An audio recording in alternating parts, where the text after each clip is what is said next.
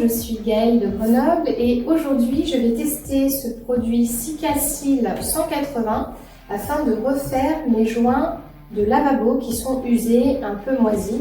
Et avec ce produit, on va rénover les joints de mon lavabo. Alors, pour préparer la cartouche, il faut évidemment couper l'extrémité au cutter. Ensuite, on visse la buse. Et puis, on va pouvoir la mettre en place dans le pistolet à joint.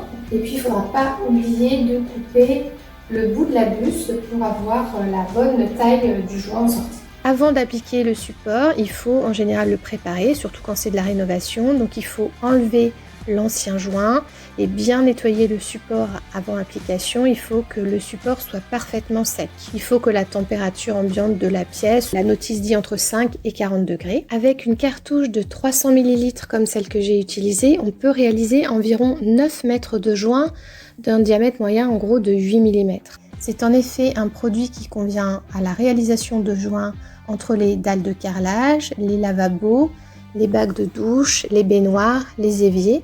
Il est parfaitement adapté aux pièces humides ou avec des projections d'eau parce qu'il résiste à l'eau et il est étanche. Il a également à l'intérieur un agent fongicide qui lui permet de résister durablement aux moisissures et donc aux projections d'eau, aux champignons et à l'ensemble des produits d'entretien qu'on va utiliser pour nettoyer ces surfaces. C'est un produit qui existe dans deux couleurs, le blanc ou le translucide. Ce que j'ai particulièrement apprécié, c'est sa facilité d'utilisation parce qu'il a un côté très onctueux et très crémeux qui fait qu'il est très facile à utiliser. C'est pas la peine d'appuyer très fort sur la cartouche.